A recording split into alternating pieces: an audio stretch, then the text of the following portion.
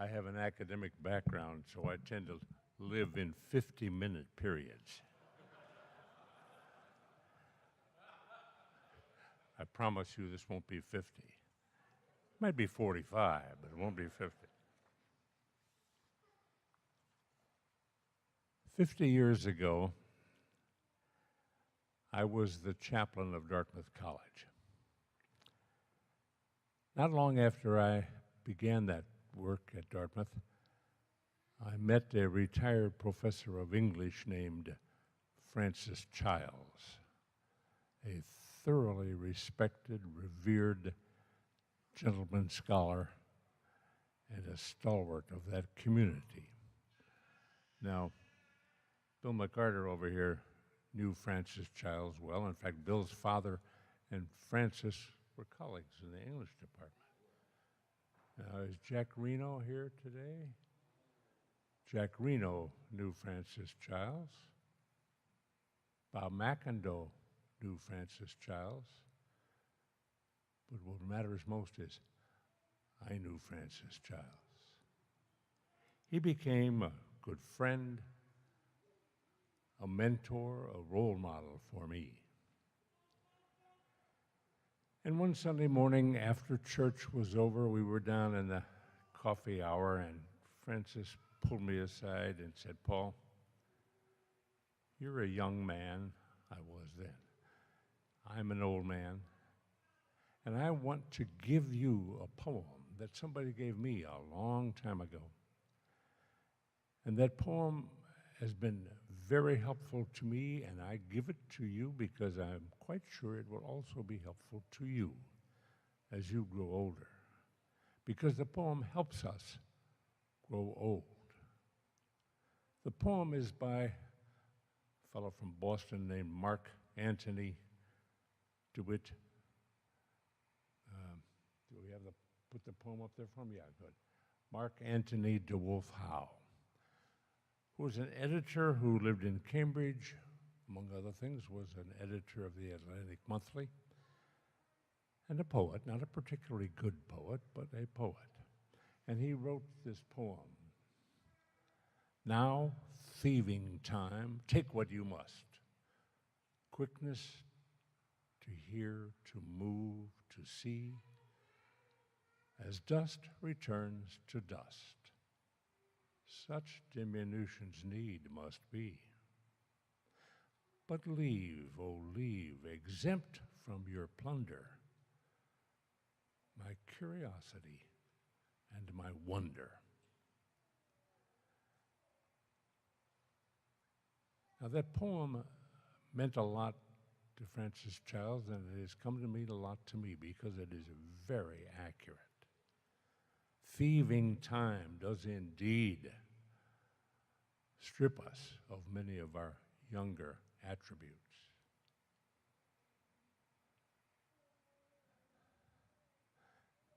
The ability to hear.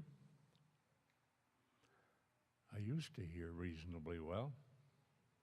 Well, I left out one part. When Francis gave me that poem, I was 35. He was 85.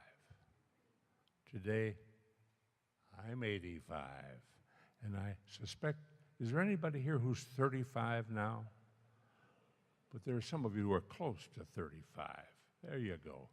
So I give you this poem as Francis gave it to me. Quickness to hear. As I said, I used to hear reasonably well, but then in recent years, most of you people started to mumble. So I went out and got these very good hearing aids. They're modern, they're technical, they're battery powered, and with them I can hear almost everybody most of the time. Occasionally some of you, especially my wife, still mumble. But the quickness to hear has been taken away by thieving time. Quickness to move. I used to be a reasonably good athlete. Jerry Meckligan and I enjoy swapping lies over who could do what best. I was an athlete, but time took my ability to move, and now, as you can tell, if I want to move at all, I rely on these canes or on a walker or sometimes on a wheelchair. Quickness to see. I used to be able to see reasonably well. I could see to play good ping pong. I could see to hit a curve. Now, I need these. If I want to read anything, I need help for my eyes. So thieving time does indeed take away our quickness to hear, to move, to see. But this poem goes on to make a request. Please, thieving time, do not take my ability to wonder or to be curious. The ability to be curious and to wonder are among our most blessed attributes that God has given us. And if we use those abilities, thieving time is no problem. I'm just as curious now at 85 as I was at 35. In fact, I'm probably more curious. The ability to ask significant questions and to wonder, why are we here? What's this all about? Those curious questions will keep us lively. And I encourage you, no, I more than encourage you, I chide you. As you get older, exercise your curiosity. Enjoy the sense of wonder, because that will keep you young. I don't feel 85, but I am so curious about all kinds of stuff. In fact, one of the other strange things about getting old is the older I get, the less I know for sure. The more questions I ask, the fewer answers I preach. So the question is, what should we be curious about? Well, if we had the time, I'm quite sure that if this congregation sat around in small groups and asked ourselves, well, what are you curious about? What keeps you awake at night, or what wakes you up early in the morning? If we shared our thoughts and feelings about our curiosity, I'm quite confident we would come up with a really good list of things about which to be curious. Is there life after death? If so, what's it like? Why are there things instead of no thing? We could ask those questions, but obviously this morning we're not going to take the time to do that, but I'm the one who has the microphone, so I get to choose a few questions about which we might all be curious. So let me raise three questions. First of all, artificial intelligence. When I first heard that term 40 or 50 years ago, I thought it was an oxymoron. Intelligence is an attribute of animals. Dogs have it, elephants have it, humans have it. Intelligence is something that we possess, and the very idea of artificial intelligence is an oxymoron. There can't be such a thing. But now, I know better, so do you. We humans have invented machines that are artificially intelligent. We've invented machines that gather information, that evaluate information, that use the information to make decisions. What have we created? Well, I suspect that we all use artificial intelligence far more than we realize we do. Here's Jerry and Janet Vaughn back here. Lynn and I went out to their place for lunch last week. And we got in the car and we pushed the little GPS system. And we told GPS where we wanted to go.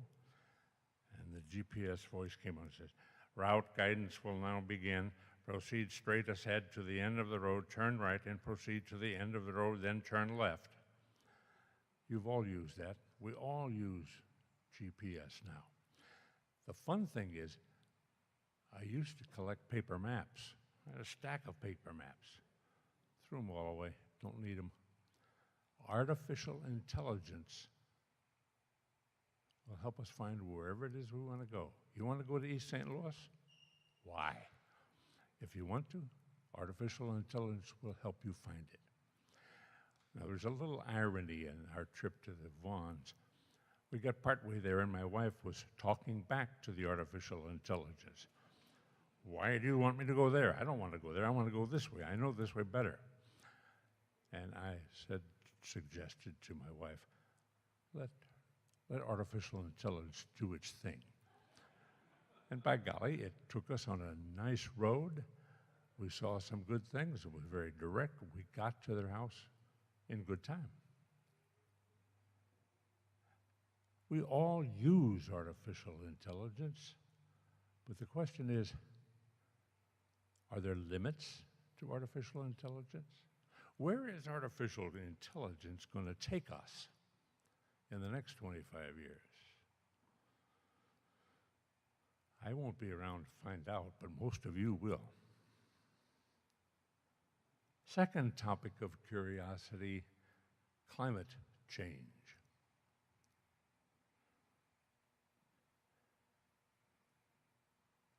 Most scientific evidence tells us, without a doubt, that our climate is changing.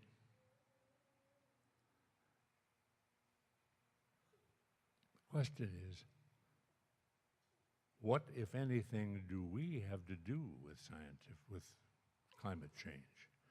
Does our behavior contribute to climate change? If we don't like what climate change is doing, can we change our behavior to slow it down? That's a good question to ask. We can and we should be curious about climate change and our role in making it happen. Third topic of curiosity, astrophysics. Now, I'm not a scientist. I don't know anything about physics. I know even less about astrophysics, but I am curious about it. Somebody introduced me to a book called A Brief History of Time by Stephen Hawking. Have any of you read that book? All right, Jerry's read it. Andy's read it. I always go to Jerry. Andy's read it. I've read it 3 times. I still don't understand it. Astrophysics, the study of what's going on out there in space. Well, one of the good things about the way we live nowadays, you want to know the answer to something?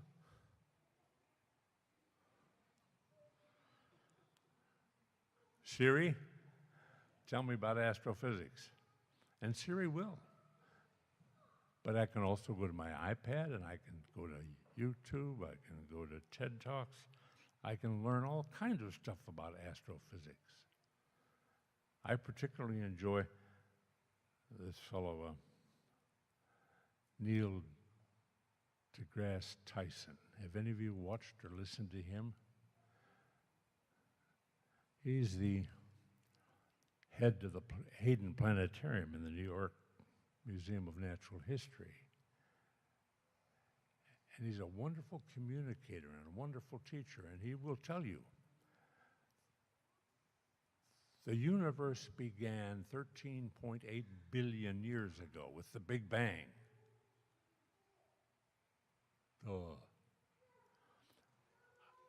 I don't understand that. But he announces it and he then tries to explain it. Everything that we know in space, all the planets, all the universes, all the different things out in space, all started out of a Big Bang 13.8 billion years ago. That's worth being curious about.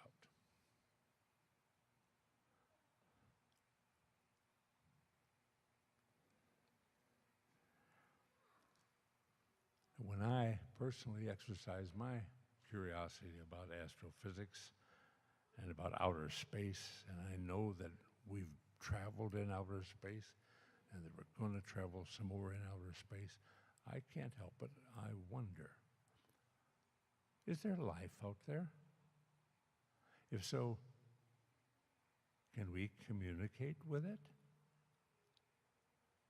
If so, what might we learn?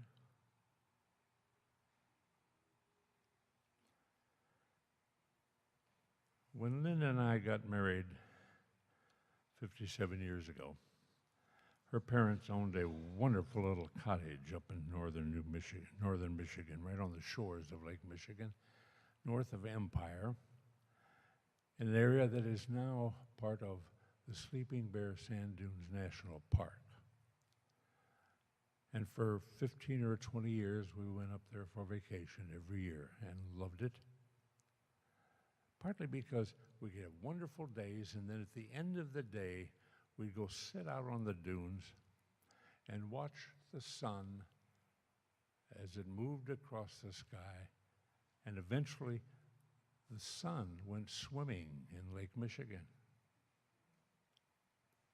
And we would have fun predicting how long before it goes swimming. Would there be any kind of extra light around its swim? Wonderful moments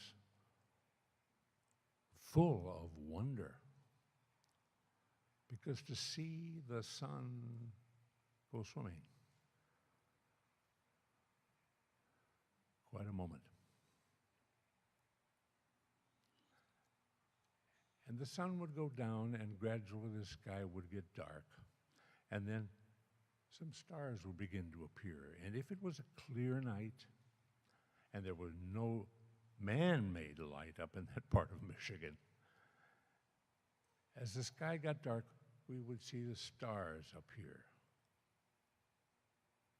Millions upon millions of stars. And then some of those stars would start to shoot across the sky.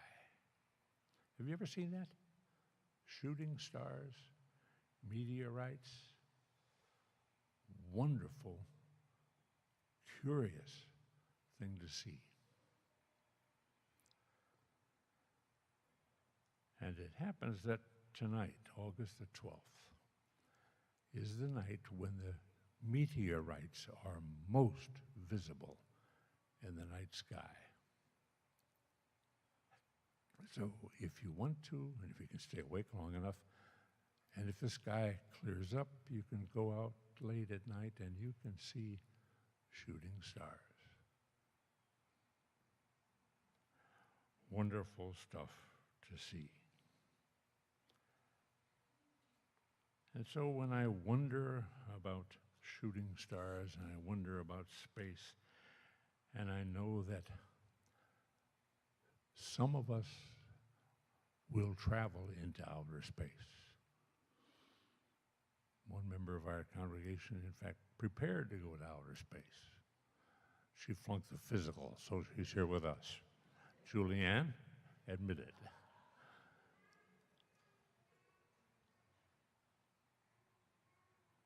When I remember those nights looking up at the stars, personally, I am carried back to Psalm 8, our scripture.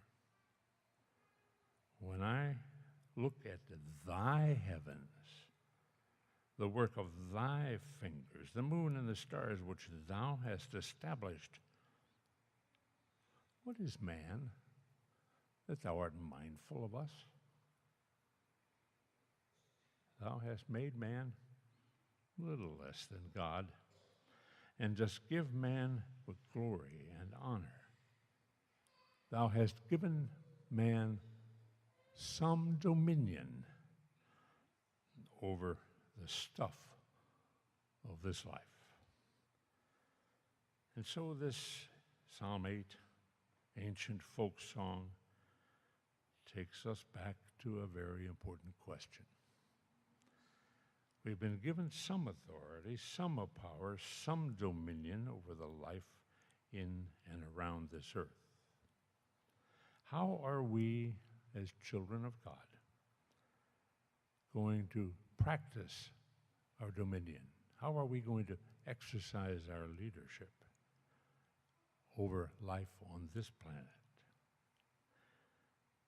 Even as thieving time steals some of our human attributes, we do retain curiosity and wonder. How shall we exercise our dominion? That's a good question.